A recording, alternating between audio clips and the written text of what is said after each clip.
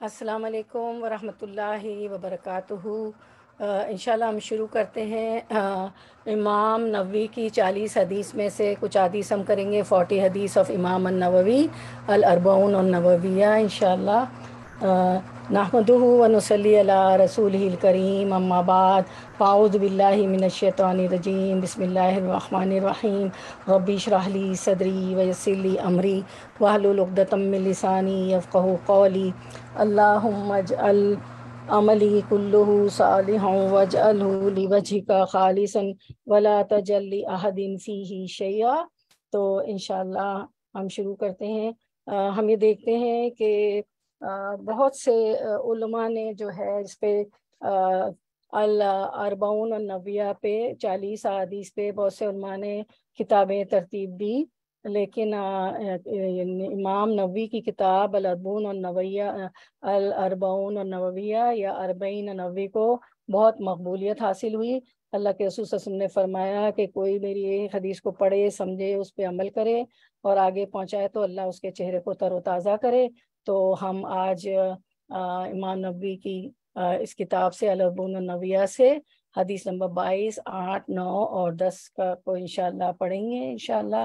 تو ہم شروع کرتے ہیں انشاءاللہ۔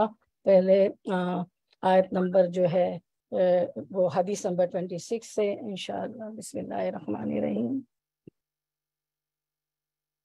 انشاءاللہ شروع کرتے ہیں۔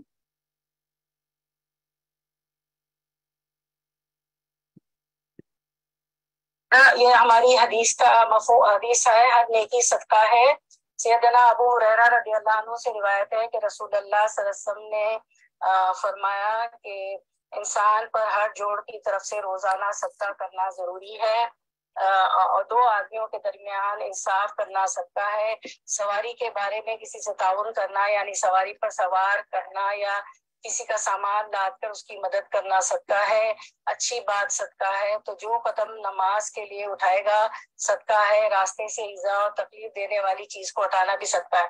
تو آپ صلی اللہ علیہ وسلم نے کیا فرمایا کہ انسان کے صدقے کے بارے میں پڑھیں کہ انسان کے ہر جوڑ پر صدقہ ہے، تو روزانہ ہمیں صدقہ کرنا ہے۔ اگر دو آدمی میں لڑائی جھگڑے ہو گئی، دو بہنیں لڑ گئی، دو دیورانی جٹھانیاں لڑ گئی اور نند بھاویں لڑ گئی، تو ہمیں کیا کرنا ہے کہ ان کے درمیان بھی انصاف کرنا ہے، اور کسی کو اپنی سواری پہ بٹھا لیا، کسی کو رائڈ دے دی، کسی کے بچے اسکول چھوڑ دیے تو وہ بھی صدقہ ہے، اور کوئی بوڑھے لوگ ہیں یا کوئی کمزور ناتوا ہے ان کا سامان ہم نے لاد اٹھا لیا تو وہ بھی صدقہ ہے، اچھی بات صدقہ ہے۔ جو قدم نماز کے لیے اٹھائے گا وہ بھی صدقہ ہے۔ تو کبھی بھی آپ کے ہسبینڈ وغیرہ جاتے ہیں نماز کے لیے تو ان کو جانے دیا کریں، کیونکہ جو بھی قدم اٹھائیں گے نماز کی طرف وہ بھی صدقہ ہے، ٹھیک ہے۔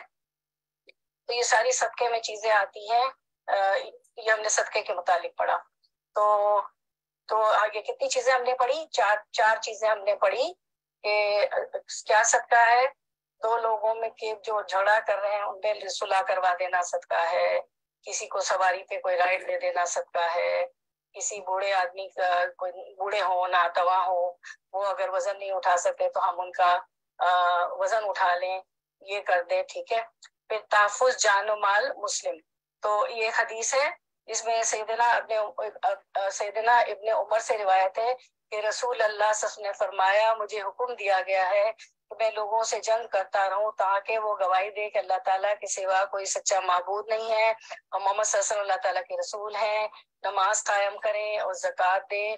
جب وہ یہ کام کر لیں تو وہ مجھ سے اپنے خون اور اموال محفوظ کر لیں گے سوائے کسی اسلامی حق کے، اور ان کا حساب اللہ تعالیٰ کے ذمہ ہوگا۔ تو اس حدیث میں ہمیں نماز اور زکوٰۃ کی اہمیت بہت زیادہ بتائی گئی، کیونکہ آپ کو پتہ ہے کہ سب سے پہلے نماز کا حساب ہوگا۔ سب کو معلوم ہے کہ اللہ تعالیٰ پہلے نماز کا حساب دیں گے۔ نماز فرشتوں سے اللہ تعالیٰ فرمائیں گے کہ اس کی نمازیں دیکھو، اس کی نمازیں دیکھی جائیں گی۔ تو اگر اس کے فرض کم ہیں تو سنت سے پورے کیے جائیں گے، پھر بھی کم پڑیں گے تو نوافل سے پورے کیے جائیں گے۔ تو میری بہنوں، میری اور آپ کی کوشش ہونی چاہیے کہ ہم زیادہ سے زیادہ کیا کریں، بہت زیادہ جو ہے فرض نمازوں کے علاوہ ہم لوگ نفل نمازوں پہ بھی توجہ دیں۔ تہجد، اب آج کل تو سردیوں کا موسم ہے تو یہ ہے کہ راتیں لمبی، نیند بہت اچھی طرح سے پوری ہو جاتی ہے، تو ہم کیا کریں کہ تہجد بھی پڑھ لیں، کافی ٹائم مل جاتا ہے تہجد پڑھنے کا بھی، اس کے بعد اشراق پڑھیں فجر کے بعد، پھر اس کے بعد ہم جو ہے دوحہ پڑھ لیں، یا پھر رمضان میں تو ماشاءاللہ ہم لوگ تراویح مسجد جاتے ہیں یا گھر میں بھی پڑھ ہی لیتے ہیں نا، اور زکوٰۃ قائم کریں، زکوٰۃ بھی ہم دے رہے ہوتے ہیں، اور زکوٰۃ کے متعلق بھی سب کو حدیث پتہ ہے کہ ایک جو زکوٰۃ نہیں دیتے ان کے لیے ایک سانپ آئے گا قبر میں، جو جس کا نام شجاع ہے، وہ ڈسے گا، کہے گا میں ہوں تیرا کنز، کنز کہتے ہیں خزانے کو، میں ہوں تیرا خزانہ، میں ہوں تیرا خزانہ، ٹھیک ہے۔ تو پھر ہم یہ دیکھتے ہیں کہ حضرت صلی اللہ علیہ وسلم نے اس حدیث مبارک میں یہ حقیقت واضح فرمائی ہے کہ جو شخص توحید و رسالت کا اقرار کرتا ہو، لا الہ الا اللہ، کہ صرف اللہ واحد ہے، لم یلد ولم یولد، بسم اللہ الرحمن الرحیم، قل هو اللہ احد، ایک اللہ ایک ہے، اللہ الصمد، اللہ بے نیاز ہے، لم یلد ولم یولد ولم یکن لہ کفوا احد، نہ اس نے پیدا کیا نہ اس سے کوئی پیدا ہوگا، یعنی نہ اس کی کوئی بیوی ہے نہ اس کا کوئی ہمسر ہے، اور اس جیسا کوئی ہے ہی نہیں، ٹھیک ہے، نہ وہ کسی سے پیدا ہوا نہ اس سے کوئی پیدا ہوا، اس جیسا کوئی ہے ہی نہیں، لیس کمثلہ شیء، اس کے ساتھ کسی کو شریک نہیں ٹھہرانا، اس کی الوہیت میں، اس کی ربوبیت میں، اس کے الہ ہونے میں، اس کے رب ہونے میں، اس کے اسماء و صفات میں ہمیں کسی کو شریک نہیں کرنا۔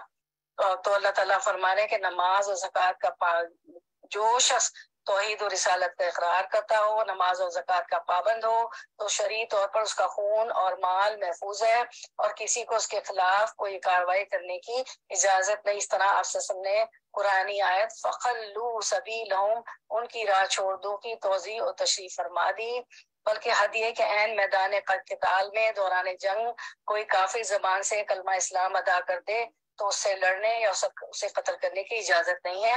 صحابہ کو اکثر آپ سب نے سمجھایا، کیونکہ ان کو شک ہو جاتا تھا کہ شاید وہ اپنی جان بچانے کے لیے کلمہ پڑھ رہے، تو اللہ کے رسول صلی اللہ علیہ وسلم نے فرمایا کہ اگر کوئی کلمہ پڑھ دیتا ہے تو اس پہ ہاتھ نہ اٹھاؤ، جنگ میں بھی، چاہے اب اس کے دلوں کا حال تو اللہ جانتا تھا ان کافروں کا، کہ پتہ نہیں وہ سچ تھے یا جھوٹ تھے، یا اپنا جان بچانے کے لیے کرتے تھے، ٹھیک ہے۔ اچھا، اس کے بعد ہم دیکھتے ہیں کہ عظما، آپ وہ جو ہم ٹائٹل والا اسکرین شیئر کر دیں صرف، کیونکہ مجھ سے وہ میں دوسری جگہ سے زوم سے نکل گئی، تو آپ ٹائٹل والا اسکرین شیئر کر دیں۔ اچھا، اس کے بعد ایک لڑائی کے دوران حضرت اسامہ بن زید رضی اللہ عنہ کسی کافر پر غالب آ گئے، وہ اسے قتل کرنے کے قریب تھے کہ اس نے کلمہ پڑھ لیا، مگر انہوں نے اسے شدت کے جذبات میں قتل کر دیا۔ کس نے؟ اسامہ بن زید نے، جنگ میں۔ وہ سمجھے کہ کافر جو ہے کلمہ اس لیے پڑھ رہا ہے، ڈر سے پڑھ رہا ہے، تو انہوں نے کیا کیا کہ اسے شدت جذبات سے قتل کر دیا۔ یہ محض اپنی جان بچانے کے لیے کلمہ پڑھ رہا ہے، یہ سمجھے وہ نا اسامہ بن زید۔ واپس آ کر یہ ماجرا حضرت صلی اللہ علیہ وسلم سے بیان کیا تو آپ صلی اللہ علیہ وسلم نے فرمایا، کیا تم نے اسے کلمہ پڑھنے کے بعد قتل کر دیا؟ انہوں نے کہا، یا رسول اللہ، اس نے محض جان بچانے کی خاطر کلمہ پڑھا تھا۔ تو آپ صلی اللہ علیہ وسلم نے فرمایا، افلا شققت عن قلبہ، تو نے اس کا دل چیر کر کیوں نہ دیکھ لیا کہ وہ سچے دل سے کلمہ پڑھ رہا ہے، یا محض جان بچانے کی خاطر، یعنی دل چیر کے تو کوئی نہیں دیکھ سکتا نا۔ تو آپ سچ نے اس سے یہ بات کہی، صحابی سے آپ نے یہ بات اتنی دہرائی کہ میں نے تمنا کی کہ میں پہلے مسلمان نہ ہوا ہوتا اور آج مسلمان ہوتا۔ یہ کون کہہ رہے ہیں؟ اسامہ بن زید کہتے کہ انہوں نے قتل کر دیا تھا تاکہ اس جرم سے بچ جاتا۔ لہٰذا جو شخص کلمہ اسلام، اور یہ ہم یہاں پہ دیکھتے ہیں، کوئی بھی آپ ان سے فیسلٹیز لیں، کچھ بھی لیں، تو آپ دیکھیں نا، وہ آپ کو آپ کی بات سن لیتے ہیں، کوئی بھی آپ فارم فل کریں، کچھ بھی کریں، تو وہ کیا کہتے ہیں؟ آپ کی بات کو سن لیتے ہیں اور یقین کر لیتے ہیں، ہے نا، وہ یقین کر لیتے ہیں زبانی، اس پہ زبانی کلام پہ۔ تو یہ دیکھیں، ساری چیزیں ہم جو دیکھ رہے ہیں یہ کہاں سے آئی ہیں؟ دین اسلام سے آئی ہے نا۔ بس یہ لوگ تو کلمہ پڑھ لیں تو یہ لوگ جو ہے ہم سے آگے واقعی نکل جاتے ہیں، یہ لوگ تو اس میں بھی آگے نکل جاتے ہیں، پردہ کرنے میں، اور جو ہے آپ دیکھیں جو نو مسلم ہوتے ہیں ہر چیز میں وہ جو ہے ہم سے آگے بڑھ جاتے ہیں، اتنا ان کا ایمان مضبوط ہوتا ہے۔ ہمیں حیرانی ہوتی ہے کہ ہم جو ہے مسلمان ہیں، ہمیں سب کچھ پتا ہے، اس کے باوجود جو ہے ہمارا ایمان جو ہے اتنا مضبوط نہیں ہوتا۔ تو اللہ تعالیٰ ہمیں بھی ہدایت دے۔ آپ دیکھیں یہ لوگ، آپ دیکھیں ان کا پردہ کتنا اچھا ہوتا ہے نا، اتنی اچھی طرح پردہ کرتے ہیں۔ اچھا، اس کے بعد ہم دیکھتے ہیں کہ دوسری ہاں، پھر ہم دیکھتے ہیں کہ حضرت ابو بکر صدیق کو ہم دیکھتے ہیں ان کے بارے میں دیکھتے ہیں کہ حضرت ابوبکر صدیق کے دور میں بعض قبائل جو تھے، حضرت ابوبکر صدیق کے دور میں بعض قبائل کے خلاف محض اس لیے جنگ کی گئی تھی کہ وہ لوگ زکوٰۃ کا انکار کر کے مرتد ہو گئے تھے. ٹھیک ہے، تو مرتد کون ہوتا ہے؟ کوئی بتائے گا مرتد کا معنی کیا سمجھتی ہیں آپ؟ مرتد کس کو کہتے ہیں؟ وہ جو کل بتایا نا تو جو پہلے مسلمان ہو اس کے بعد پھر جو مسلمان سے ہو کر پیچھے پڑ مرتد جاتے وہ ہیں، ہوتا مڑ ہے کہ جاتے جو ہیں. مسلمان ہونے کے بعد اسلام کو، دین کو قبول چھوڑ. اسلام چھوڑ دیتا ہے. تو جو ہے عظمیٰ جی، اب وہ آج کا جو فوٹو ٹائٹل تھا نا وہ شیئر کر دیں. تو حضرت ابوبکر صدیق کے دور میں بعض قبائل کے خلاف محض اس لیے میں آپ کو ایک اسکرین بھیجتی ہوں، وہ شیئر کر دیں. ٹھیک ہے، اچھا ٹیلی گرام پہ بھیجتی ہوں میں آپ کو. تو حضرت ابوبکر صدیق کے دور میں بعض جو تھے قبائل کے خلاف محض اس لیے جنگ کی گئی تھی کہ وہ لوگ کیا ہوئے تھے، زکوٰۃ کا انکار کر کے مرتد ہو گئے تھے. صحیح. تو جو مسلمان جو تھے، جو مسلمان اسلامی حدود کی خلاف ورزی کرے تو وہ شرعی حد سے نکل جاتا ہے. ٹھیک ہے، اب انہوں نے کیا کیا، کیونکہ اسلام کے زکوٰۃ تو ایک مین فریضہ ہے نا، ایک اہم فریضہ ہے، تو اس نے جو ہے انکار کر دیا. تو کیا ہوتا ہے کہ وہ لوگ پھر حدود سے نکل جاتے ہیں. ٹھیک ہے، تو جو ہے اس لیے وہ انہوں نے اس کو قتل کرنے کا کہا. مثلا قاتل کو قصاص میں قتل کیا جائے گا الا یہ کہ مقتول کے غصہ معاف کر دے یا خون بعدیت لینے پر راضی ہو جائے. اسی طرح جرم ثابت ہونے پر چور کو بھی سزا دی جائے گی الا یہ کہ صاحب مال اسے عدالت میں پیش کرنے سے قبل معاف کر دے. معاملہ عدالت میں آ جانے کے بعد صاحب مال کو معاف کرنے کا حق نہیں رہتا، گویا جرم ثابت ہونے پر شرعی حدود کے مطابق سزا دی جائے گی اور حد نافذ کی جائے گی. لیکن اگر کوئی شخص اسی جرم کا مرتکب ہوا اور لوگوں کو پتہ نہ چل سکے تو ایسی صورت میں اس کا معاملہ اللہ کے سپرد ہے، وہ چاہے تو سزا دے چاہے تو معاف کر دے. ٹھیک ہے جی ہاں، یہی شیئر کر دیں. اسی سلسلے میں ایک اور حدیث ہے، حضرت صلی اللہ علیہ وسلم نے فرمایا جس نے لا الہ الا اللہ پڑھ لیا اس کا مال اور خون دوسرے مسلمان پر حرام ہے، اس کے باقی اعمال کا حساب اللہ تعالیٰ کے ذمہ ہے. مقداد بن اسود رضی اللہ عنہ نے عرض کیا کہ اے اللہ کے رسول، اگر کوئی کافر میدان جنگ میں میرا ہاتھ کاٹ ڈالے اور پھر درخت کی اوٹ میں آ کر کہے میں نے اللہ تعالیٰ کے لیے اسلام قبول کیا تو کیا میں اسے قتل کر سکتا ہوں؟ آپ نے فرمایا نہیں. اس نے پھر کہا کہ اس نے کلمہ پڑھنے سے قبل میرا ہاتھ کاٹا تھا. آپ نے فرمایا صلی اللہ علیہ وسلم اب جبکہ وہ کلمہ پڑھ کر مسلمان ہو چکا ہے تو تم اسے قتل نہیں کر سکتے. اگر تم نے اسے قتل کیا تو اسے قتل کرنے سے پہلے تمہارا جو درجہ تھا وہ اس درجے پر ہوگا اور تم اس کے درجے پر، یعنی پہلے اس کا خون بہانا جائز تھا اور تیرا قتل جائز نہ تھا، اب اس کو قتل کرنا جائز نہیں اور تجھے قتل کرنا جائز ہوگا. کیونکہ جب کوئی کلمہ پڑھ لے تو پھر اس کو اس کا دل کا حال اللہ جانتا ہے نا. یہی چیز آپ صلی اللہ علیہ وسلم نے سمجھایا. حضرت جندب بن عبداللہ البجلی رضی اللہ عنہ کا بیان ہے کہ ایک دفعہ حضرت صلی اللہ علیہ وسلم نے مسلمانوں کا ایک دستہ مشرکین کے مقابلے میں روانہ فرمایا. لڑائی میں ایک مشرک بڑا بہادر اور نشانہ باز تھا، وہ جس مسلمان پر حملہ کرتا جھپٹ کر اسے قتل کر ڈالتا. ایک مسلمان نے غالباً حضرت اسامہ بن زید رضی اللہ عنہ تھے. حضرت اسامہ کون تھے؟ اسامہ بن زید سے کیا سمجھ میں آ رہی ہے کون تھے؟ غلام تھے نا رسول پاک علیہ السلام کے، اسامہ بن زید. جی جی منہ والے بیٹے بھی. جی منہ والے بیٹے، ہاں وہی انہوں نے. جزاک اللہ، بڑے انٹلیکچوئل لوگ ہیں ماشاءاللہ، مزہ آ جاتا ہے آپ لوگ کے ساتھ پڑھنے. تو زید رضی اللہ تعالیٰ عنہ جو تھے ان کے منہ بولے بیٹے تھے آپ سے کے، اور اسامہ بن زید، اسامہ جو تھے زید رضی اللہ عنہ کے بیٹے تھے. ٹھیک ہے، تو حضرت اسامہ بن زید نے اسے اچانک جا لیا، اس پر تلوار اٹھائی تو اس نے فوراً لا الہ الا اللہ پڑھ لیا. سب لوگ پڑھی، مجھے پتا پڑھے دل میں، مگر حضرت اسامہ رضی اللہ عنہ نے اسے قتل کر ڈالا. ہوئی اس شخص ایک شخص نبی صلی اللہ علیہ وسلم کو خوشخبری دینے مدینہ منورہ آیا. اس نے تمام احوال ذکر کیے تو یہ واقعہ بھی بیان کیا. آپ نے اسے قاتل کو بلایا اور پوچھا تم نے اسے کیوں قتل کیا؟ اس نے بتایا یا رسول اللہ اس نے مسلمانوں کا کافی جانی و مالی نقصان کیا اور فلاں فلاں مسلمان کو قتل کیا تھا. میں اس پر حملہ آور ہوا تو اس نے تلوار دے کر فوراً کلمہ پڑھ لیا. آپ صلی اللہ علیہ وسلم نے فرمایا کیا واقعی تم نے اسے قتل کر ڈالا؟ اس نے اقرار کیا جی ہاں. آپ نے فرمایا جب قیامت کو یہ کلمہ لا الہ الا اللہ آئے تو تم کیا کرو گے؟ اس نے کہا میری مغفرت کی دعا کرے، مگر آپ بار بار یہی دہراتے رہے کہ تم قیامت کو کیا کرو گے، تمہارا کیا بنے گا۔ صلی اللہ علیہ وسلم نے فرماتے رہے تم نے ایک کلمہ گو کو قتل کر دیا۔ تو یہ ہے کہ ہمیں پتہ چلتا ہے ان حدیث سے کہ ہمیں ظاہر پہ بھروسہ کرنا ہے، ٹھیک ہے۔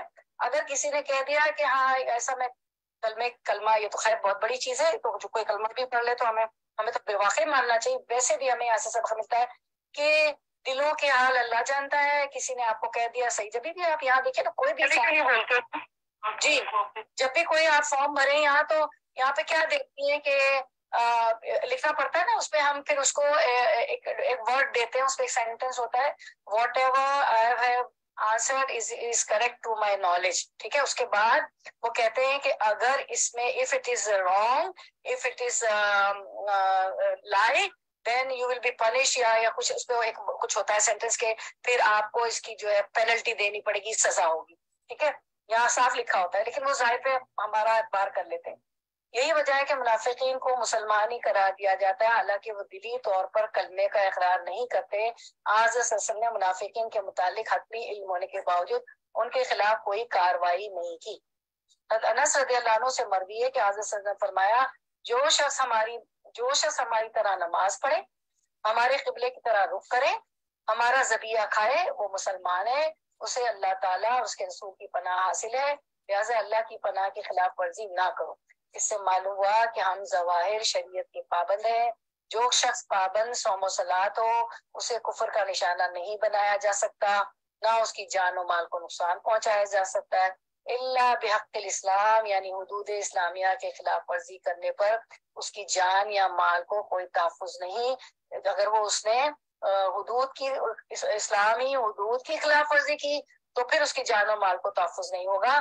جیسے کہ جو لوگ مرتد ہو گئے تھے ابو بکر صدیق رضی اللہ عنہ کے زمانے میں، ابھی آپ کو حدیث میں نے سنائی تھی، وہ زکوٰۃ کا انکار کرتے تھے تو پھر ابو بکر صدیق نے ان کے ساتھ معاملہ کیا۔ تو جیسے کہ حضرت ابو بکر صدیق نے منکرین زکوٰۃ کے خلاف جہاد کیا تھا، انہوں نے جہاد کیا تھا، ٹھیک ہے۔ آپ مجھے یہ بتائیں کہ ہمارے پچھلے درس میں بھی گزرا ہے 70 کبیرہ گناہ میں کہ قتل ایک مسلمان دوسرے مسلمان مطلب قتل کرنا بھی کبیرہ گناہوں میں سے 70 کبیرہ گناہوں میں سے ایک ہے۔ تو قتل جو ہے کتنی صورتوں میں جائز ہے اور کہ کون کون سی وہ صورتیں بتائیے۔ پہلی بات یہ ہے کہ قتل کا مطلب ہے کہ سپوزلی اگر جنگ ہے تو وہ جنگ جو کفر اور اسلام کی ہے تو اس میں وہ قتل واجب ہے کہ بھی وہ کفر اور اسلام میں۔ اس کے بعد یہ ہے کہ بھی خدا نخواستہ اگر کوئی ویسے قتل کرتا ہے تو وہ کہتے ہیں پوری انسانیت کو قتل کرتا ہے۔ تو دوسری بات یہ کہ بھی ویسے قتل جو ہے وہ خدا نخواستہ اللہ تعالیٰ نے حکم نہیں دیا، کیونکہ اللہ نے جو موت ہے وہ اپنے ہاتھ میں لی ہوئی ہے کہ بھی اب مردے کے طریقے سے جو بھی ہے کریں، مگر کسی انسان کو قتل کرنے کے لیے نہیں۔ جزاک اللہ۔ ایک قتل کی صورت ہماری سسٹر فائقہ نے بتا دی، قتل 3 صورتوں میں کیا جاتا ہے، ایک انہوں نے بتا دیا جنگ میں، ایک زنا میں بھی، ہاں زنا میں رجم کر کے جو سنسان کر کے جی جو ہے شادی شدہ مرد عورت زنا کرتے ان کو، اور تیسرا اور جو یہ جو تیسرا کون؟ کوڑے لگائے جاتے ہیں نا، اللہ معاف کرے کہ بھی کسی خدا جی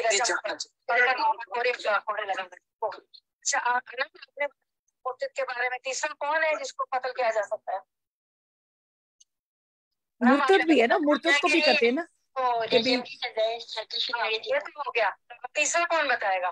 تیسرا کون آدمی جس کو قتل کیا جا سکتا؟ وہ مرتد ہے نا، مرتد کے اگر کوئی کسی کو قتل کیا نہ خدا نہ خواستہ مطلب اب تیسرا آپ لوگ ابھی ہمارا گزرا ہے، علم نے کسی سوال کا جواب دیا تھا، اس میں وہ لفظ آیا تھا کہ وہ جس سے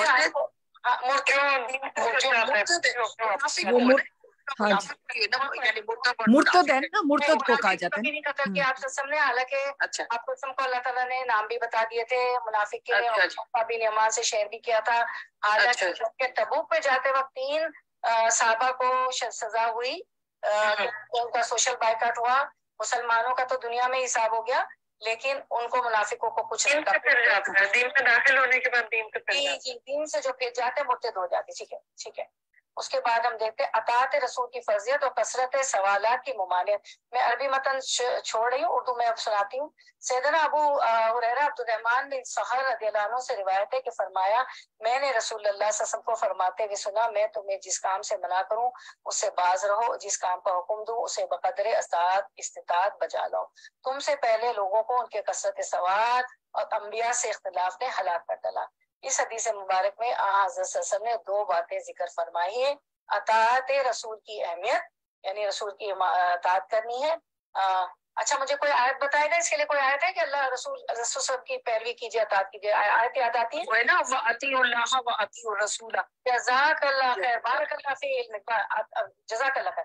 اطاعت رسول کی اہمیت اور سابقہ اقوام کی ہلاکت کے بعض اسباب، ایک تو اطیعوا اللہ واطیعوا الرسول جیسے ہماری بہن نے بتایا، اور پھر دوسری چیز بتائی گئی اس حدیث میں کہ سابقہ اقوام کی ہلاکت کے بعض اسباب، کیونکہ وہ بہت سوالات کرتے۔ انبیاء اور رسول کی وصیت کا اصل مقصد بھی یہی ہے کہ ان کے احکام و ہدایت کی اتباع اور پیروی کی جائے، اور جیسا کہ قرآن مجید میں وما ارسلنا من رسول الا لیطاع باذن اللہ، سورۃ النساء آیت 40، ہم نے جو اس کا مقصد یہ تھا کہ اللہ تعالیٰ کے حکم سے اس کی اطاعت کی جائے۔ قرآن مجید میں متعدد مرتبہ حکم آیا ہے، سورۃ آل عمران نمبر 3، اطیعوا اللہ و رسولہ، فرما دیجیے کہ تم اللہ تعالیٰ اور اس کے رسول صلی اللہ علیہ وسلم کی اطاعت کرو۔ رسول صلی اللہ علیہ وسلم کی اطاعت اس لیے کرنی ہے کہ جو کچھ قرآن میں نازل ہوا وہ آپ صلی اللہ علیہ وسلم نے ہمیں سب عمل کر کے دکھائے، ماشاءاللہ۔ اور ایک جگہ فرمایا من یطیع الرسول فقد اطاع اللہ، جس نے رسول اللہ صلی اللہ علیہ وسلم کی اطاعت کی اس نے اللہ تعالیٰ کی اطاعت کی، سورۃ النساء آیت نمبر 4۔ بالخصوص حضرت صلی اللہ علیہ وسلم کے امت کے متعلق امت کو فرمایا گیا کہ لقد کان لکم فی رسول اللہ اسوۃ حسنۃ، سورۃ الاحزاب 33۔ البتہ تمہارے لیے رسول اکرم صلی اللہ علیہ وسلم کی ذات اقدس میں اسوۂ حسنہ ہے، بلکہ نبی صلی اللہ علیہ وسلم کی اطاعت ہی ہدایت کا معیار ہے۔ سورۃ النور میں فرمایا وَإِن تُطِیعُوهُ تَهْتَدُوا، اگر تم اپنے نبی کی اطاعت کرو گے تو ہدایت پا جاؤ گے۔ تو ساری آیتیں یہ ہدایت کی تھی، اطاعت کی تھی، تو ہم آپ صلی اللہ علیہ وسلم کی اطاعت کریں گے جب ہی ہدایت پائیں گے۔ اور آپ کا اخلاق کے لیے بھی فرمایا۔ اخلاق کے لیے کیا آیت ہے، کوئی بتائے گا؟ آپ سے اللہ تعالیٰ نے کیا فرمایا؟ آپ کے اخلاق پہ کیا آیت ہے؟ جزاک اللہ خیر، بارک اللہ فی علمک، بارک اللہ فی، جزاک اللہ خیر، اوکے۔ وما آتاکم الرسول فخذوہ وما نہاکم عنہ فانتہوا، رسول تمہیں جو کچھ دے وہ لے لے اور جس سے منع کرے اس سے باز ہو۔ یہی بات خود حضرت صلی اللہ علیہ وسلم نے پیش نظر حدیث میں یوں فرمائی ہے۔ حدیث کا میں اردو متن پڑھتی ہوں، میں تمہیں جس کام سے منع کر دوں آپ صلی اللہ علیہ وسلم نے فرمایا اس سے باز رہو، جس کام کا تمہیں حکم دوں اسے بقدر استطاعت بجا لاؤ۔ یا اللہ آپ دیکھیں کہ کوئی کام، مطلب کتنی نافرمانیاں ہو رہی ہیں، جو کچھ قرآن و حدیث میں منع کیا گیا ہے وہ سب ہو رہا ہے، مخلوط پارٹیاں، مکس گیدرنگ، میوزک، فحش، بیائی کے کام، پہلے تو کپڑے بیائی کے آپ دیکھ لیں کیا کچھ۔ اللہ تعالیٰ بس ہمیں ہدایت دے، جبھی تو دعائیں نہیں قبول ہو رہی ہیں، جبھی تو مشکلات نہیں حل ہو رہی ہیں۔ جیسے کہ قرآن مجید میں موسیٰ علیہ السلام نے اپنی قوم سے کہا کہ اب کیا ہوا، اس حدیث کا یہ بھی تھا نا کہ پچھلی قومیں جو ہے اب زیادہ سوالات کی وجہ سے بھی ہلاک ہوئی، جیسے کہ قرآن مجید میں ہے کہ موسیٰ علیہ السلام نے اپنی قوم سے کہا کہ میں تمہیں اللہ تعالیٰ کا حکم ہے کہ ایک گائے ذبح کرو، تو انہوں نے کٹ حجتیاں شروع کر دی کہ وہ گائے کیسی ہو، کس عمر کی ہو، کس رنگ کی ہو، ان سب باتوں کی وضاحت کر دی گئی، ان کو سب بتا دیا گیا تھا کہ پھر بھی اب ہونا تو یہ چاہیے تھا نا کہ حکم آیا، موسیٰ علیہ السلام نے کہا کہ بھئی حکم آیا اللہ کا، وہ ایک گائے بچڑا پکڑتے اور اس کو ذبح کر دیتے، بات ختم۔ لیکن انہوں نے اتنے سوالات کیے، کثرت السوال کہ گائے کیسی ہو، کس عمر کی ہو، کس رنگ کی ہو، ان سب باتوں کی وضاحت کر دی گئی، پھر بھی کہنے لگے کہ ہم پر گائے کا معاملہ مشتبہ ہو گیا۔ اللہ تعالیٰ سے کہو کہ خوب اچھی طرح بیان فرمائے، چنانچہ مزید وضاحت چند پابندیوں کے ساتھ کر دی گئی۔ اب جب وضاحت آئی تو پابندیاں بھی اس پہ لگ گئی، اتنے سوال، وہ اگر زیادہ سوال نہ کرتے بلکہ حکم سن کر جیسی بھی گائے ذبح کر دیتے حکم پر عمل ہو جاتا۔ مسلمانوں کو خطاب کرتے ہوئے فرمایا ام تریدون تقتلوا رسولکم کما سئل موسیٰ من قبل، سورۃ البقرہ میں فرمایا گیا کیا تم بھی اپنے رسول سے اس طرح سوال کرنا چاہتے ہو جس طرح تم سے پہلے موسیٰ سے صلی اللہ علیہ وسلم سے سوال کیے گئے تھے؟ مجھے یہ بتائیے، سورۃ البقرہ تو آپ لوگ پوری کر چکی ہے، لفظی ترجمہ تھا ساروں کے ساتھ، کہ گائے ذبح کرنے کا حکم کیوں دیا گیا تھا موسیٰ علیہ السلام کی قوم کو؟ گائے ذبح کرنے کا وہ سوالات تو چلو انہوں نے کیوں دیا گیا تھا؟ کوئی وجہ یہ تھی نا کہ بھی ہاں جی بتائیں۔ خیر جی بالکل۔ اور نمبر 2 بہت اچھا جواب ہے، بارک اللہ فیل میں۔ اور دوسری بات یہ نا کہ گائے جو ہے حلال ہے، تو اس سلسلے میں یہ کہ بھی اس وقت ان کے ذہن میں یہ بھی ہو کہ یہ جو چیز ہے وہ ان کے لیے پاک صاف ہے، کوئی ایسی بات نہیں، آپ اسے ذبح کریں اور کھائیں، اپنی خوراک میں استعمال کریں۔ ہاں گائے کی تو بچڑے کی، یہ تو ایک تو غلام قوم تھی، فرعون کے علاقے میں تھی، تو ان کا بھی وہی عقیدہ تھا نا، بچڑا اور گائے فرعونیوں کی۔ دوسری چیز یہ تھی کہ اللہ ان کے دل سے گائے کی محبت نکالنا چاہتے تھے۔ دوسرا ایک یہ تھا کہ ان کے ہاں ایک آدمی قتل ہو گیا، پتہ نہیں چل رہا تھا۔ جی اسما جی آپ کچھ بول رہی تھی، جی عرض کریں۔ جی یہی کہہ رہی تھی کہ مرڈر ہوا تھا تو پھر ان کا ذبح کرنے کا حکم دیے تھے، ایسا ان کو ذبح کرنے کا حکم دیا تھا۔ اور جو ہے پھر کیا ہوا کہ وہ اس کا ٹکڑا، وہ گائے جب ذبح ہو گئی 30 سیکنڈ، تو گائے کا ٹکڑا جو ہے اس جو جس کا قتل ہوا تھا نا، وہ آدمی جو مر گیا تھا، تو اس پہ لگایا گیا، تو وہ بول اٹھا کہ کس نے قتل کیا۔ ٹھیک ہے، تو چلو میں نے کہا تھا قرآن کے اسٹوڈنٹ ہم سب کو ماشاء اللہ پتا ہے، بارک اللہ فیک۔ اچھا پھر کیا ہوا، اسی طرح عیسائیوں نے عیسیٰ علیہ السلام سے پوچھا تھا کیا آپ کا رب آسمان سے پکا پکایا کھانا ہم پر نازل کر سکتا ہے؟ تو آپ کو بتائیے کس صورت میں ہے اور کیا نام ہے اس کا؟ یہ سورہ مائدہ نازل کیا تھا، سورہ مائدہ اس کے دسترخوان کے لیے۔ کیا آپ کا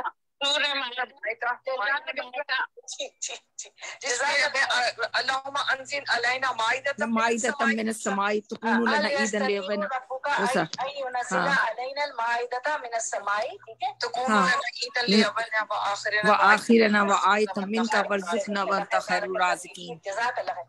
تو اب اس کا نام مائدہ کیوں رکھا گیا سورت کا؟ دسترخوان۔ جزاک اللہ خیر۔ ہاں جی ہاں جی آج تو کیو این اے چل رہا ہے فل، ہے کوشچن آنسر سیشن، ماشاء اللہ ماشاء اللہ۔ تو دیکھیں اب ٹیکنالوجی فیل ہو گئی آج ہماری، تو اللہ تعالیٰ نے ہمیں کتنا اب خزانہ ہے، دیکھیں یہ ہم کیسے کہتے ہیں کہ جی میرے پاس ٹائم نہیں، 1 گھنٹہ we are the chosen one. آج اللہ نے یہ ہمارے امام نووی کی 40 حدیثوں میں سے حدیثیں لکھی ہوئی تھی ہمارے لیے نا پڑھنے کی، دیکھیں جبکہ میں بہت دنوں سے سوچ رہی ہوں کہ یہ بھی شروع کروں، اور اللہ تعالیٰ نے کہا کہ ٹھیک ہے میں ٹیکنالوجی آج نہیں چلے گی اور آج آپ شروع کر دیں، تو الحمدللہ جزاک اللہ خیر۔ تو ماشاء اللہ بارک اللہ فیک۔ تو اس قسم کے بیجا سوالات، تو انہوں نے کیا کہا سورۃ المائدہ میں کہ کیا آپ کا رب آسمان سے پکا پکایا کھانا ہم پر نازل کر سکتا ہے؟ مائدہ دسترخوان کو کہتے ہیں، جزاک اللہ خیر۔ اس قسم کے بیجا سوالات کی بنا پر وہ لوگ ہلاک ہوئے۔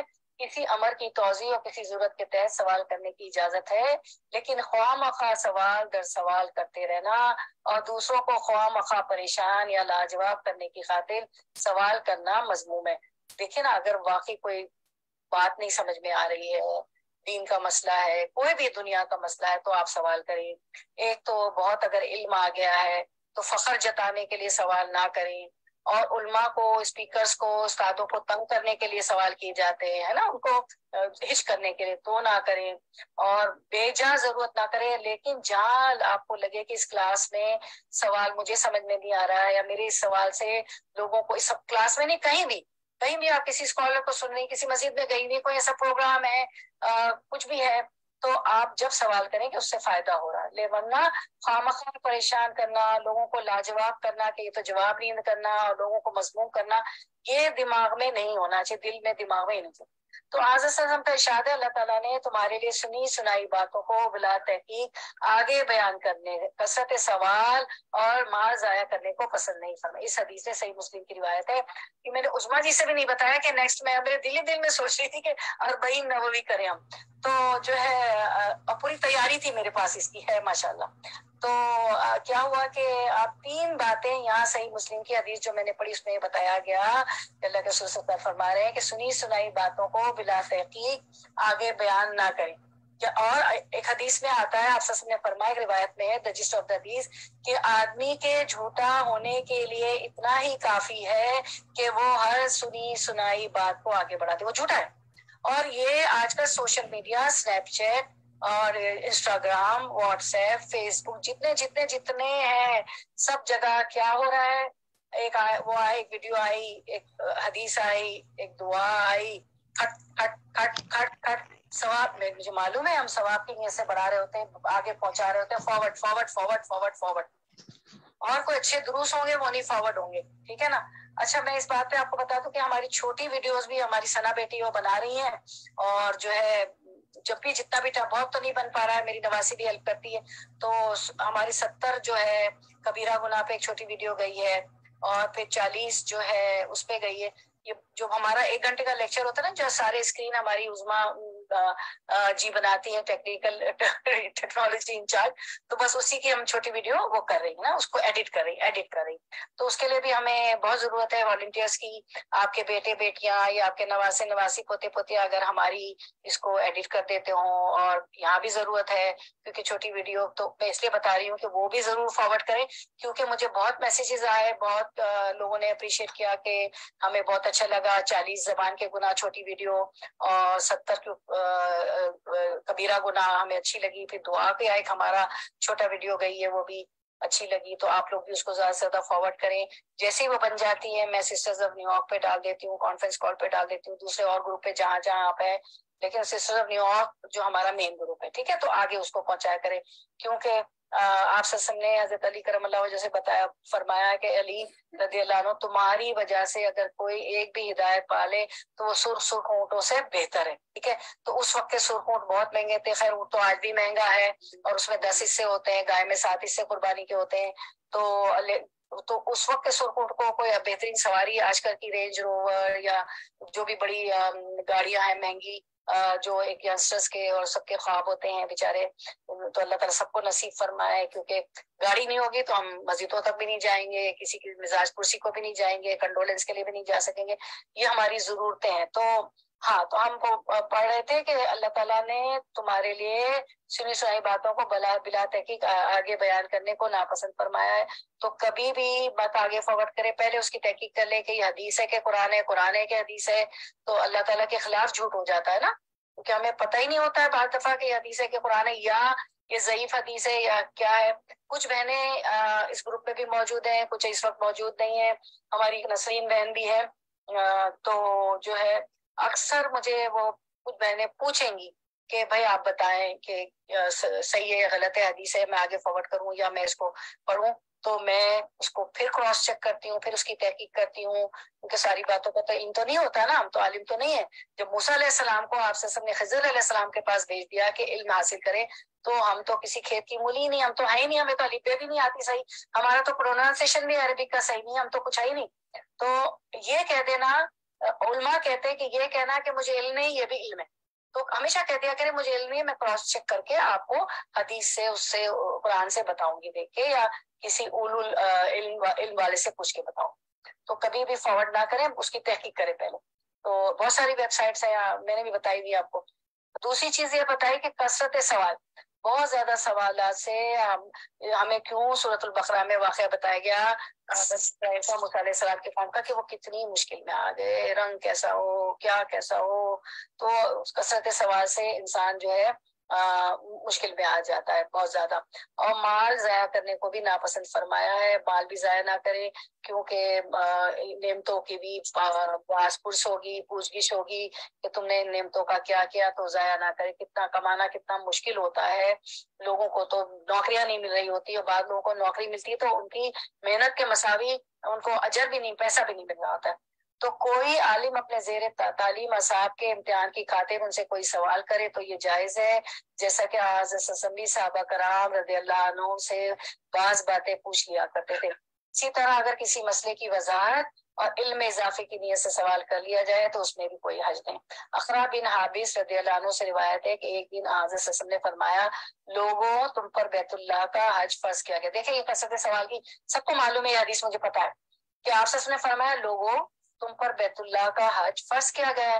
ایک آدمی نے کھڑے ہو کر پوچھا اے اللہ کے رسول صلی اللہ علیہ وسلم، مجھے پتا ہے آپ لوگ سب صلی اللہ علیہ وسلم کہہ رہی ہیں دل میں کیونکہ سب میوٹ ہے، اور تو ایک درود شریف کہنے پہ چھوٹ درود ہے، ایک درود کہنے پہ 10 رحمتیں نازل ہوتی۔ تو اللہ کے رسول صلی اللہ علیہ وسلم نے فرمایا کیا، تو وہ جب آپ سب نے فرمایا کہ حج فرض کیا گیا تو ایک آدمی نے کھڑے ہو کر پوچھا کیا ہر سال آپ شدید غضبناک ہوئے؟ آپ صلی اللہ علیہ وسلم نے فرمایا میں اگر ہاں کہہ دیتا تو یہ ہر سال فرض ہو جاتا، اس وقت میں تم عمل نہ کر سکتے اور ہم لوگ بھی تو تم عمل نہ کر سکتے اگر آپ صلی اللہ علیہ وسلم نے، اس لیے صحابہ کرام اجمعین خاموش رہتے تھے اور زیادہ سوالات نہیں کرتے تھے، ان کو پتا ہے کہ پھر وہ مشکل ہو جائے گی، اور اگر آپ صلی اللہ علیہ وسلم نے ہاں کہہ دیا تو وہ فرض ہو جائے گی۔ اچھا، اس کے بعد آپ صلی اللہ علیہ وسلم نے فرمایا کہ ضرونی ما ترکتم فإنما هلك من كان قبلكم بسؤالهم واختلافهم على انبیائهم، میں تمہیں جس امر میں جہاں چھوڑ دوں مجھے وہیں رہنے دیا کرو اور مزید پوچھ گچھ نہ کرو، کیونکہ تم سے پہلے لوگ انبیاء سے سوالات اور ان سے اختلاف ہی کے سبب ہلاک ہوئے۔ اس سے بھی معلوم ہوا کہ نبی صلی اللہ علیہ وسلم کی مخالفت اور بے جا سوالات کرنے کے نتیجے میں امت ہلاک ہو جاتی ہے، اس لیے غیر ضروری سوالات سے منع کر دیا گیا ہے۔ قرآن مجید میں ہے سورۃ المائدہ 101 یا ایھا الذین آمنوا لا تسألوا عن اشیاء ان تبد لکم تسؤکم۔ اللہ تعالیٰ فرماتے ہیں کہ ارشاد باری تعالیٰ ایمان والو ایسی باتیں نہ پوچھا کرو جو تم پر عیاں ہو جائے تو تمہیں ناگواری ہوگی۔ بنی اسرائیل غیر ضروری سوالات کر کے انبیاء کو تکلیف دیا کرتے تھے۔ حضرت صلی اللہ علیہ وسلم کے ساتھی منافقین کا یہی طرز عمل تھا، اسی لیے آپ نے خواہ مخواہ قریش سے منع فرمایا۔ آپ نے فرمایا سب سے بڑا مجرم وہ ہے جس نے کسی حلال چیز کے بارے میں دریافت کیا اور اس کے سوال کی وجہ سے اسے مسلمانوں پر حرام کر دیا گیا۔ دیکھیں میں پھر سے دوہرا کہ آپ نے فرمایا سب سے بڑا مجرم وہ ہے جس نے کسی حلال چیز کے بارے میں دریافت کیا کہ ایک چیز حلال ہے، اس کو دریافت کرتا ہے کہ یہ حلال ہے کہ نہیں، یہ مباح ہے کہ نہیں، یہ جائز ہے کہ نہیں، اور اس کے سوال کی وجہ سے اسے مسلمانوں پر حرام کر دیا گیا۔ تو سوالات کرنے سے یہ ہو جاتا ہے کہ حلال چیز بھی حرام نہ ہو جائے۔ عقل حلال کی اہمیت اور قصب حرام کی مذمت۔ اچھا، آپ کی کیا سمجھ میں عقل حلال اور قصب حرام سے کیا سمجھ آیا؟ عقل حلال کی اہمیت کسب کا مطلب ہوتا ہے، کسب کام ہوتا ہے نا، وہ کہتے ہیں کہ بھی القاسب حبیب اللہ، تو اس میں ہے کہ بھی کسب کام، اور باقی وہ عقل جو ہے وہ میں یہی ہوگا کہ جو اچھے ذہن کے طریقے سے کام کرے۔ نہیں، عقل الف کاف لام عقل۔ اچھا وہ اچھا اس حساب سے، یعنی کہ اس میں جی، یعنی جزاک اللہ خیر، ماشاء اللہ کسب کا بڑا اچھا پتہ ہے۔ عقل حلال عین سے نہیں الف سے، عقل حلال یعنی عقل حلال کھانا، عقل کہتے ہیں کھانے کو، اس کی اہمیت، اور حرام کمانے کا، جیسے انہوں نے کسب کمائی کو کہتے ہیں نا، حرام کمانے کی مذمت کے مطابق یہ حدیث ہے، اس کا ٹاپک تھا۔ ہم پڑھ رہے ہیں حدیث عقل حلال کی اہمیت اور کسب حرام کی مذمت۔ تو یہ کھانے کا ہوگا، کھانے کا۔ یہ ویری گڈ، کھانے کا۔ سیدنا ابو ہریرہ رضی اللہ عنہ سے روایت ہے کہ رسول اللہ صلی اللہ علیہ وسلم نے فرمایا بے شک اللہ تعالیٰ پاک ہے اور وہ اسے پاک چیزیں ہی قبول کرتا ہے۔ اللہ تعالیٰ نے اہل ایمان کو وہی حکم دیا ہے جو رسولوں کو دیا ہے، چنانچہ اللہ تعالیٰ نے فرمایا اے میرے رسولوں پاکیزہ چیزیں کھاؤ اور اچھے عمل کرو، اور اللہ تعالیٰ نے اہل ایمان سے فرمایا اے ایمان والو ہم نے جو پاکیزہ چیزیں تمہیں دی ہیں ان میں سے کھاؤ۔ اس کے بعد آپ نے اس شخص کا ذکر کیا جو طویل سفر کرے، اس کے بال پراگندہ اور غبار آلود ہوں، وہ آسمان کی طرف ہاتھ اٹھا کر یا رب کہے، مگر اس کی حالت یہ ہو کہ اس کا کھانا حرام، اس کا پینا حرام، اس کا لباس حرام، اس کی غذا حرام، ہر چیز حرام ہو تو اس کی دعا کیسے قبول نہیں ہوگی؟ تو دعائیں بھی حرام مال کی وجہ سے نہیں قبول ہوتی، یا کچھ چیزیں ہم نے ربا پہ انٹرسٹ پہ لیے ہوئے ہیں اس وجہ سے نہیں ہوتی ہے۔ اور اللہ نے فرمایا کہ اے میرے رسولوں پاکیزہ چیزیں کھاؤ اور اچھے عمل کرو، اور رسولوں کے ذریعے تم امت کو بھی بتایا کہ پاکیزہ چیزیں کھاؤ۔ اب یہ ہوتا ہے کہ آپ کو پتا ہے کہ اللہ تعالیٰ نے پگ بھی بنایا، ٹھیک ہے، سور بھی اللہ نے بنایا، تو کیوں حرام ہے؟ کیونکہ اس کی بڑا گندا جانور ہے، اور وہ جو ہے اپنا ایکسکریٹ، اپنی گندگی بھی کھا لیتا ہے، پھر وہ اپنی مادہ پہ بھی حیا نہیں کرتی، یعنی جانور بھی اس کی جو مادہ اس کی فیمیل ہوتی نا اس پہ حیا کرتا ہے کہ وہ کہیں دوسرے اس کے میل کے پاس نہ چلا جائے، ٹھیک ہے، میل جانور کے پاس نہ چلی جائے۔ تو پھر کھانے کا جو ہے صحت پہ بہت اثر پڑتا ہے، اسی لیے اللہ نے حلال چیزیں کہی ہیں۔ اب جیسے بیمار ہوتی ہے تو کیسی پرہیزی کرتے ہیں نا کہ اگر شوگر والا ہے تو شوگر نہیں کھائے گا، کولیسٹرول والا ہے تو وہ زیادہ تیل اور یہ نہیں کھائے گا، تو آپ دیکھیں نا تو بیماری میں بھی ہم پرہیزی کرتے ہیں کہ بیماری اچھی جائے، تو کھانے کا بہت اثر پڑتا ہے، حرام کھانا بھی بہت اثر پڑتا ہے۔ اسی لیے تو سود کے لیے کہا گیا نا کہ ایسے ہی ہے کہ یا الذین آمنوا، اے ایمان والو گھٹتا بڑھتا سود نہ کھاؤ، کیونکہ سود ایسا ہی ہے جیسے اللہ اور رسول کے خلاف جنگ ہے، یا یہ ہے کہ اپنے اور بچوں کا پیٹ جو ہے آگ سے بھرنا ہے، یا سود کا لینے والا ایسے جسے شیطان نے چھو کر باولا کر دیا ہو، ٹھیک ہے۔ تو ہم دیکھتے ہیں کہ طیب جو ہوتا ہے ظاہری عیوب سے پاک، اللہ تعالیٰ کے ناموں میں سے بھی ہے، عمدہ اعلیٰ اور اچھی چیز کھانی چاہیے۔ لا يقبل الا طیبا، وہی اعمال و اموال قبول ہوتا ہے جو مفسدات سے پاک ہو۔ یہاں طیب سے مراد حلال ہے کہ اللہ تعالیٰ نے صرف حلال کو قبول فرماتا ہے۔ اللہ تعالیٰ نے جو حکم رسولوں کو دیا ہے وہی اہل ایمان کو بھی دیا، یعنی عقل حلال، الف کاف لام، ٹھیک ہے، عقل حلال کا یعنی حلال کھانے کا حکم رسولوں اور اہل ایمان کے لیے برابر ہے، ٹھیک ہے۔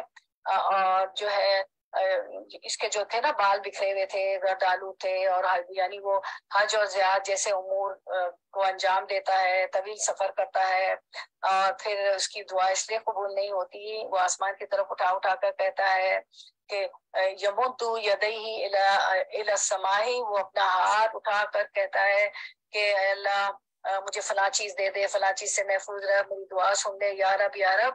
لیکن اس کی دعا کیسے قبول کی جائے؟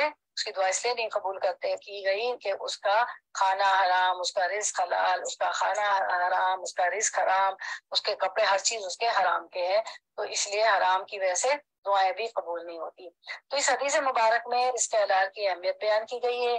اس کا اندازہ اسی بات سے لگایا جا سکتا ہے اللہ تعالیٰ نے حلال و پاکیزہ رزق کے متعلق جو حکم اپنے انبیاء اور رسل کو دیا ہے وہی حکم اہل ایمان کو بھی دیا ہے۔ نیز اس حدیث میں رزق حلال کو قبولیت اعمال کی شرط قرار دیا گیا ہے کہ اللہ تعالیٰ خود پاکیزہ ہے اور صرف پاکیزہ چیزیں ہی قبول کرتا ہے۔ پراگندہ حال مسافر جب دعا کے لیے ہاتھ اٹھائے، اگر اس کی غذا اور لباس حرام کا ہو تو اس کی دعا کیسے قبول ہو سکتی ہے؟ گویا رزق حلال اعمال صالحہ کی قبولیت کی بنیادی شرط ہے۔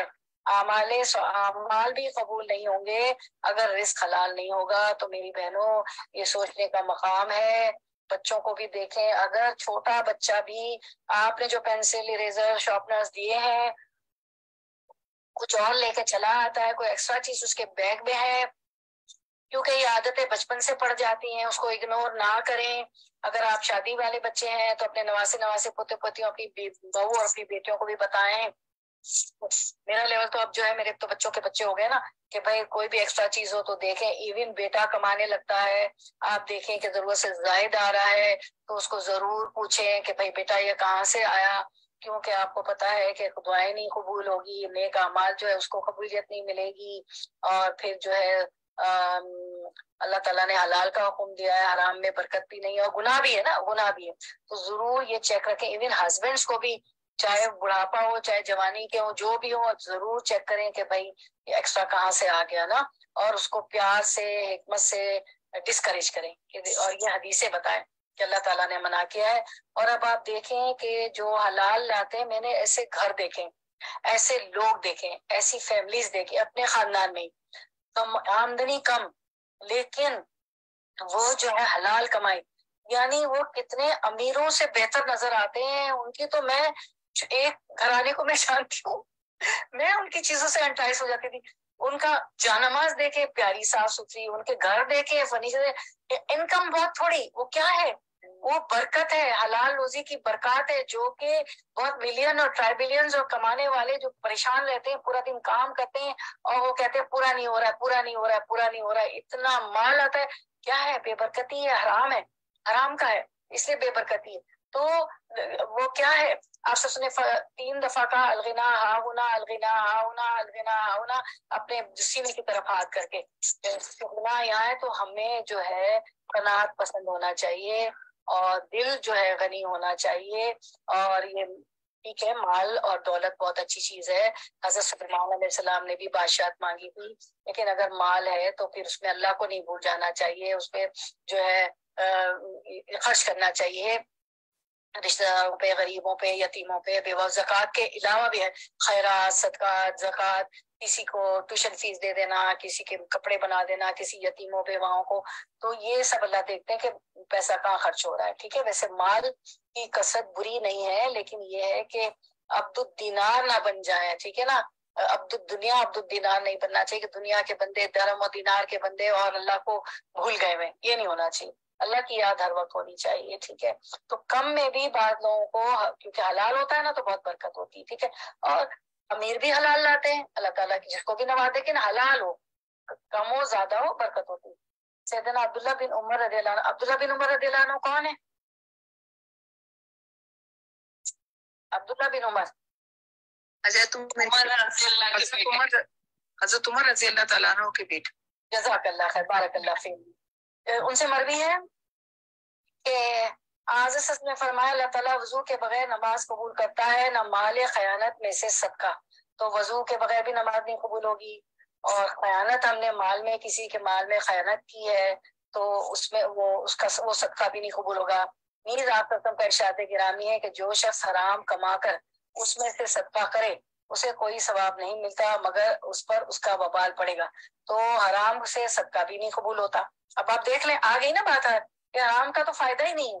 حضرت صاحب نے فرمایا جو شخص، میں ایک جگہ گئی، کسی نے مجھے درس دینے کے لیے بلایا. ٹھیک ہے، میں گئی. اب میں نئی تھی، مجھے تو دیکھنا تھا کہ بھئی یہاں بزنس کیا ہوتا ہے، ہمیں تو سیٹ ہونا تھا یہاں کیا ہوتا ہے کیا نہیں ہوتا ہے. تو جابس تو مل ہی جاتی. پھر بھی میں نے کہا، تو وہ اتنے آرام سے وہاں پہ کچھ خواتین تھیں، انہوں نے جو یہاں پہ فرینچائز ہوتی ہے نا، حرام فرینچائز، اس میں اپنا سرمایہ لگایا ہوا تھا.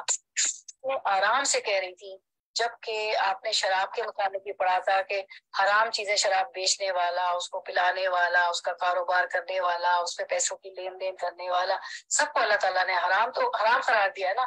اتنی آرام سے، اللہ، میری تو حالت بری ہوئی. میں نے کہا یا اللہ، پتہ ہی نہیں لوگوں کو، یا لا علمی ہے یا تو ضمیر موٹا ہو چکے.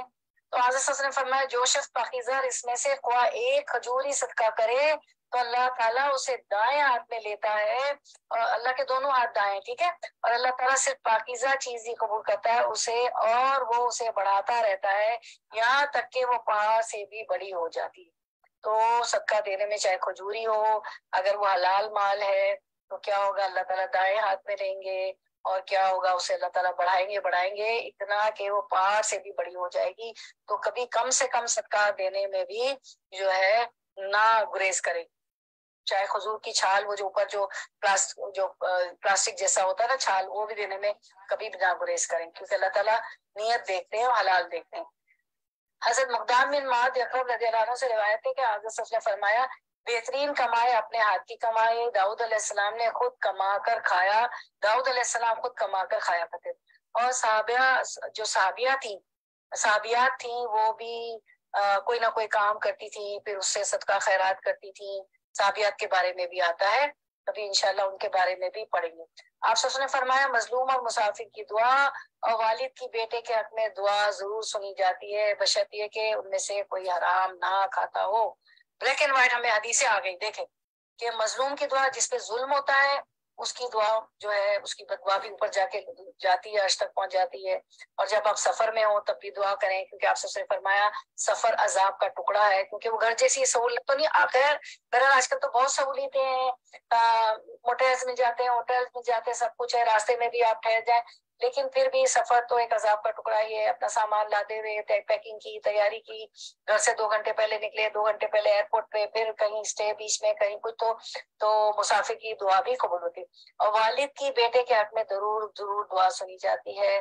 اس میں آپ کو پتا ہے میل کا صیغہ ہمیشہ استعمال ہوا ہے، تو فیمیل ماں بھی آ جاتی ہے. ٹھیک ہے، تو ایز اے پیرنٹس ہمیں بہت دعا کرنی چاہیے، اولاد کے لیے بہت ضرور دعا کرنی چاہیے، کیونکہ اولاد کی بہت سی مصلحتیں ہیں، روایت میں آتا ہے. تو ان میں سے ایک مصلحت یہ ہے کہ اولاد جو ہے صدقہ جاریہ بھی بنتی ہے. تو ان کے لیے دعا کیا کریں. اگر کوئی نہیں ہے دین پہ اللہ انہیں ہدایت دیجیے تاکہ وہ صدقہ جاریہ بن جائیں.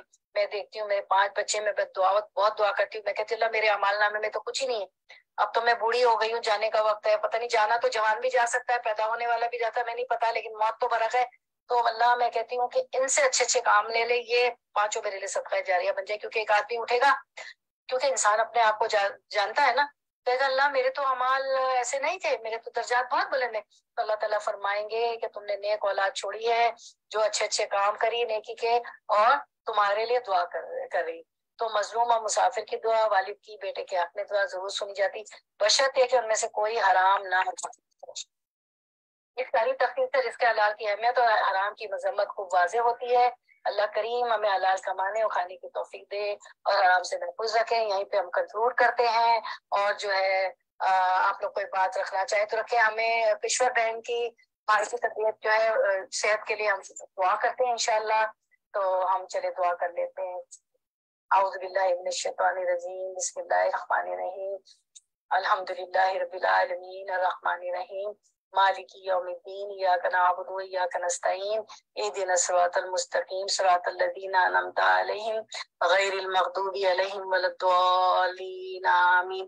اللہم صلی علی محمد وعلی آل محمد کما صلیت علی ابراہیم وعلی آل ابراہیم انک حمید مجید. یا اللہ ہم تمام حاضر غیر حاضر بہنوں کے لیے دعا کرتے ہیں، اور یا الہی جتنے مریض ہیں سب کے لیے دعا کرتے ہیں. کل مسلم مسلم مومن مومنات، ہمارے کشور بہن کے بھائی کے لیے بھی دعا کرتے ہیں. اسأل اللہ العظیم رب العرش العظیم ان یشفیکا، ہم عزت والے اللہ سے، عرش عظیم کے رب سے سوال کرتے ہیں کہ وہ تمام مسلم مسلمات مومن مومنات کو شفا دے دے. ہم سب حاضر غیر حاضر بہنوں کو بھی شفا کلیہ کاملہ عطا فرما دے، اور ہماری کشور بہن کے بھائی کو بھی شفا کلیہ کاملہ عاجلہ عطا فرما دے. اذهب الباس رب الناس واشفی انت الشافی لا شفاء الا شفاءک شفاء لا یغادر سقما. اے لوگوں کے رب تکلیف کو دور کر دیجیے اور شفا عطا فرما دیجیے. آپ ہی شفا دینے والے ہیں، آپ کی شفا کے سوا کوئی شفا نہیں. ایسی شفا دے دیجیے کشور بہن کے بھائی کو اور تمام مریضوں کو، ہم سب کو، جو بیماری کو باقی نہ چھوڑے. آمین یا رب العالمین. اللہم انا نسألک جنت الفردوس الاعلی واعوذ بک من النار. اے اللہ ہم آپ سے جنت الفردوس الاعلی کا سوال کرتے ہیں اور آپ کے عذاب سے پناہ چاہتے ہیں. ربنا اللہم احسن عاقبتنا فی الامور کلیہا واجرنا من خزی الدنیا وعذاب الاخرہ. اے اللہ ہم آپ سے بہترین اختتام چاہتے ہیں تمام ہمارے تمام اعمال میں، اور ہمیں دنیا کی رسوائی سے بچائیے گا اور آخرت کے عذاب سے بچائیے گا. آمین یا رب العالمین. اللہم انا نسألک بالجہد البلاء ودرک الشقاء وسوء القضاء وشماتة الاعداء. اللہم انا اعوذ بک من زوال نعمتک وتحول عافیتک وفجاءة نقمتک وجمیع سخطک. ربنا هب لنا من ازواجنا وذریاتنا قرۃ اعین واجعلنا للمتقین اماما. اے اللہ ہمارے شوہروں کو، ہمارے بچوں کو ہماری آنکھوں کی ٹھنڈک بنا دیجیے اور متقیوں کا امام بنا دیجیے. اللہم ثبتنا وجعلنا ہادیا مہدیا. اللہم فقہنا فی الدین. اللہم علمنا الکتاب. اللہم علمنا التاویل. اللہم زیننا بزینۃ الایمان وجعلنا ہداۃ مہتدین. اللہم انا نسألک من خیر ما سألک منہ نبیک حبیبک سیدنا محمد صلی اللہ علیہ وسلم، وأعوذ بك من شر ما استعاذك منه نبيك حبيبك سيدنا محمد صلی اللہ علیہ وسلم، وأنت المستعان وعليك البلاغ ولا حول ولا قوة إلا بالله العلي العظيم.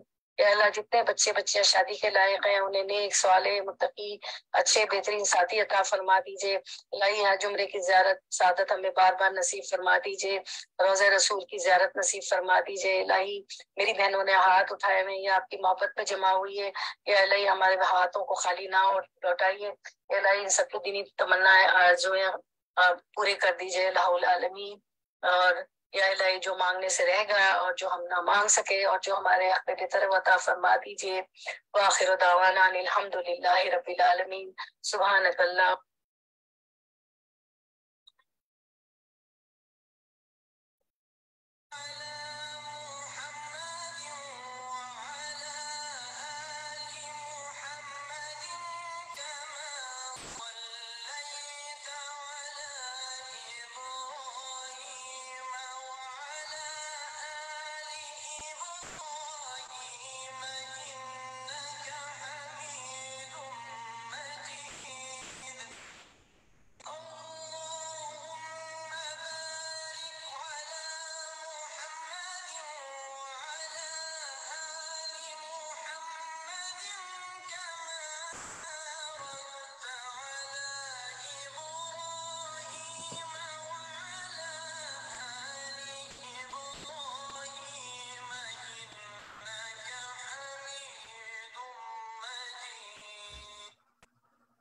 سبحان ربک رب العزت عما یصفون وسلام علی المرسلین والحمد للہ رب العالمین.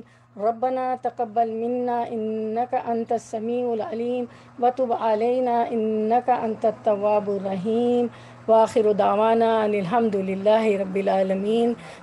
سبحانک اللہم وبحمدک نشہد ان لا الہ الا انت نستغفرک ونتوب الیک. السلام علیکم ورحمۃ اللہ وبرکاتہ.